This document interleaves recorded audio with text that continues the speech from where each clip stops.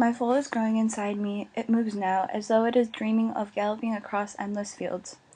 Fallen barely spoke from weariness her first night back with us. She rose early and told me that after the back-breaking toil over the flax pits, she was going to gather herbs in the woods for a day or two. She left without saying any more than that. My mother stayed on her pallet by the fire pit while I got up and readied myself for the day's work. It was so unlike her that I found myself thinking that I should not leave her. "I am not ill," she promised me. "Are you sure?" I asked her. She nodded. "Go on about your work, Laura." I started towards the door, then turned back. She rolled herself over to face me. "I am just wishing your father would come home today, so that I can tend to him. I worry about him every day that he is gone, visions or no. Knowing he is hurt, I worry more."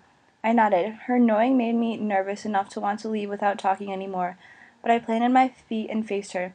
"Mother," I began, keeping my voice level, "I will check the brood mares, then I will milk. It's my turn today. Then I will come back."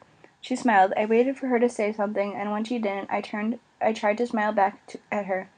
"If I hear father coming home," I told her, "I will run back from the dairy and help you in any way you need." "I thank you for that, Laura," she said. "You are a good daughter." She was smiling, but her eyes looked hollowed, and I knew that she hadn't been sleeping, just lying still in the darkness, worrying all night. I took a long breath. "You might be wrong. Father might not be hurt." She waved my words away with a gesture. "Fallen should be told. She is his sister after all." I set down my milk pail. The cows would not mind if I was late this time of year, when they had so little milk. "I don't want to tell Fallen, only to be wrong, Mother. You know how angry she gets.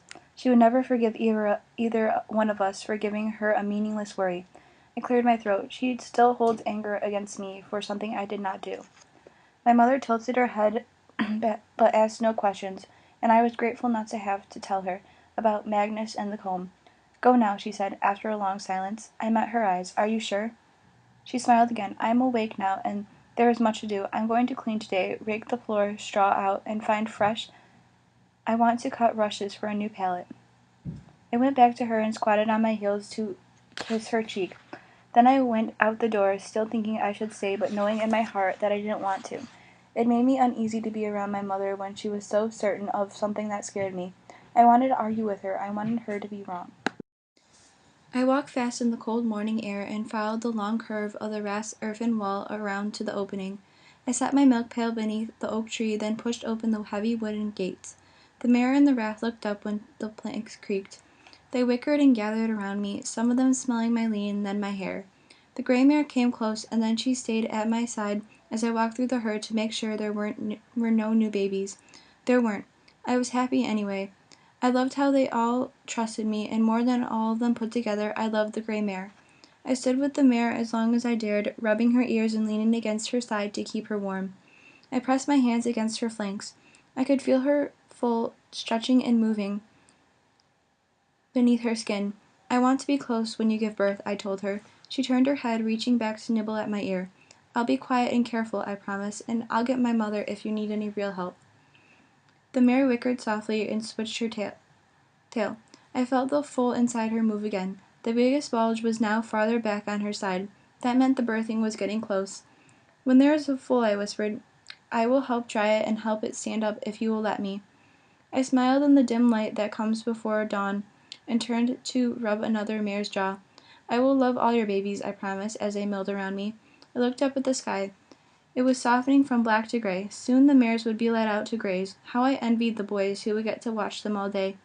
I forced myself to head back towards the gates and tried not to think about my mother, cleaning the floors and airing the house for my wounded father, as she believed. There was enough to suffer this time of year without more, and so much work to do as the weather warmed, as we got closer to Beltane and the proper beginning of summer. It was time to plow and to plant, and most of our men were with my father, which meant the women and the boys would have to make do as best we could. And we were all hungrier than usual this year. Leaving, I slid the bar back across the gate to lock it closed and fetch my milk pail. Crossing the fields, I heard Bebbins giggle and Garak saying something low. There were dogs barking in the distance, and I listened for a moment, my heart speeding up. But the dogs quieted. It was not my father and the men. It wasn't anything. "There you are," Bevan called. "I hoped to find you before you milked." Garrick was with her. We were all used to rising before the sun. "It's my turn today," I reminded them. Bebin held out a earthen cup. My mother asked me to beg a little milk for her barley water. Will help with the milking. I nodded, but I wanted every drop of milk I could get to take back to my mother. Some had their own cows, but most families shared, and the households were supposed to take turns now. This one has almost nothing left to give us, Bebin said sadly as she led her first cow into the milking stall and tied her halter to the post. None of them do, Garrick agreed. We should just let them dry up to be ready for their calves when they come. We all nodded, but no one had told us to stop milking yet, even though the celebration of Beltane was not far off, and the Gumin, the few winter cows that were allowed this year, were long since weaned. The feast of Beltane would be pork and a little else this year, I was sure. Every house had gone through its stores. No one had cattle to spare. We all had very little cheese left. The peas, celeriac, and leeks of last summer were long since eaten. Usually by this time the apples were nearly gone too. I am so hungry, Garrick said quietly as I milked. When I was done, I stood up with the barley with barely half a pail. It was less than I hoped for, but more than I had feared. I gave Bebin half a cup. It can't last much longer, Garrick said wistfully. Bebin and I nodded